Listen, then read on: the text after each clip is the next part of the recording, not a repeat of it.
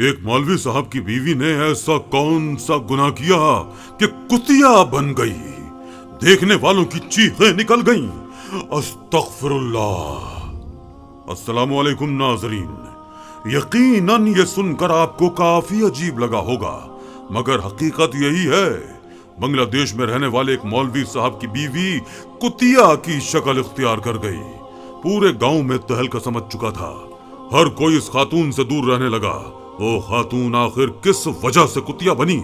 उसने ऐसी कौन सी गलती की जिसकी सजा में अल्लाह ताला ने उस पर इतना भयानक अजाब नाजिल किया? ये तमाम तर तफसीलात हम आपको आज की इस वीडियो में बताएंगे। अल्लाह ताला ने जहां मर्द को औरत का मुहाफिज करार दिया है, वहीं ज़माने जाहिलियत के तमाम तर रसूम और रिवाज को खत्म करते हुए औरत को उसका अपना एक मकाम और मर्तबा दिया है। जितनी इज्जत इस्लाम ने औरत को दी है, उतनी शायद ही किसी दूसरी मजहब ने एक खातून को दी हो। लेकिन जब वही औरत गुनाह सरजद कर दे तो अल्लाह ताला उसे इबरत का निशान भी बना देता है।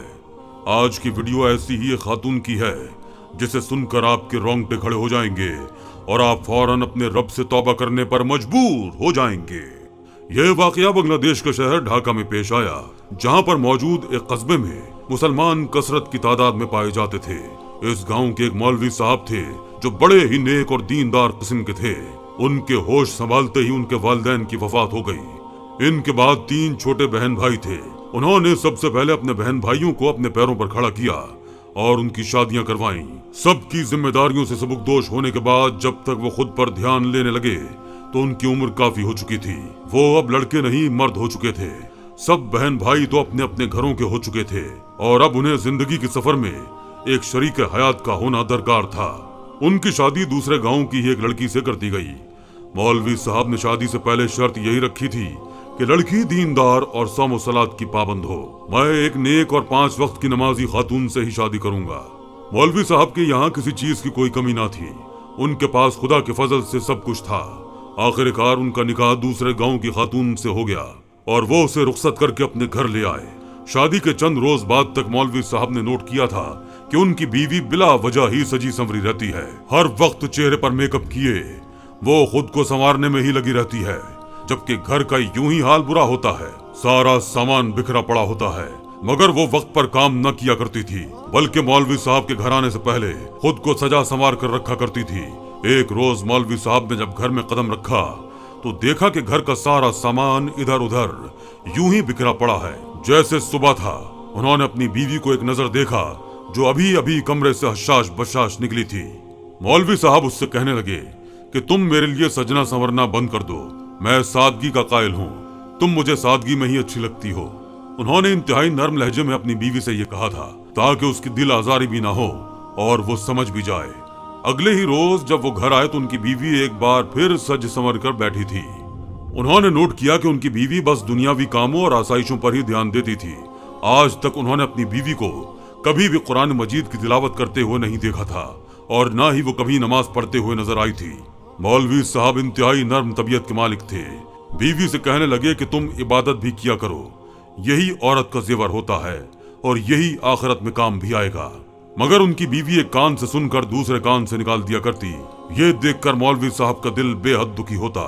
उनकी बीवी हामिला हुई तो उन्हें अपने आने वाले बच्चों की फिक्र सताने लगी। सोचने लगे कि माँ नेक और सौम सलात की पाबंद हो तो औलाद भी वैसी ही होती है। वो तो अपने बच्चों को हाफिज कुरान और नेक बनाना चाहते थे, मगर उनकी बीवी का तो दूर दूर तक इन सब कामों से कोई वास्ता ही ना था।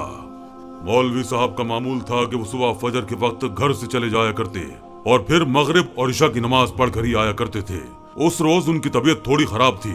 वो असर की नमाज के बाद घर चले आए ताकि थोड़ी देर आराम किया जाए। मस्जिद में आने वाले बच्चों को दूसरे कारी साहब पढ़ा देंगे। वो यही सोचते हुए बोझल कदमों के साथ घर की जानिब चले आए। घर के दरवाजे पर पहुंचे तो घर का दरवाजा खुला था। उन्हें ये बात बड़ी अजीब लगी। वो तो खास ताकीद करके जाते थे कि दरवाजे को बंद ही रखना, मगर फिर ये कैसे खुल चुका था। खैर वो एक गहरी सांस खारिज करके घर में दाखिल हुए तो जो मंजर उन्हें दिखाई दिया वो देखकर उनके पैरों के नीचे से जमीन निकल चुकी थी।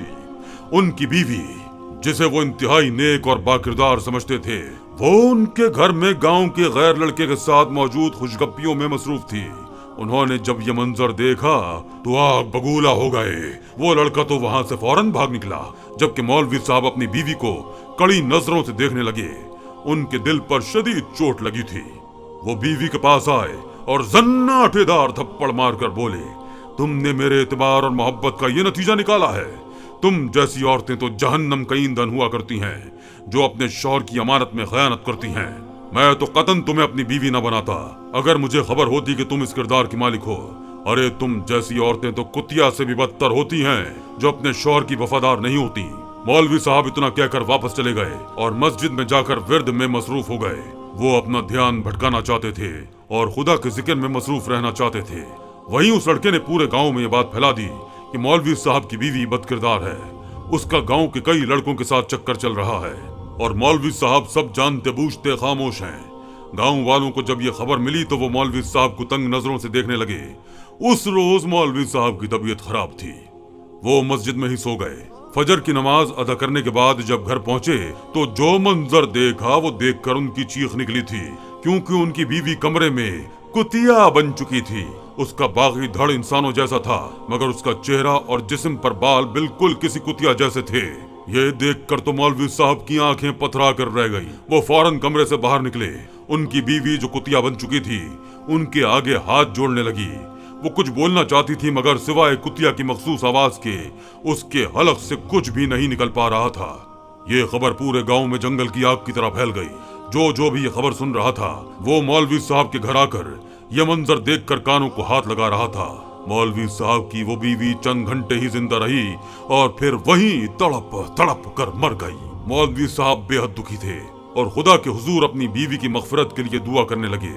دھیرے دھیرے یہ خبر آس پاس کے علاقوں میں بھی پھیلنے لگی۔ جو بھی یہ خبر سنتا، خاص کر خواتین، تو وہ جھرجھری لے کر رہ جاتی۔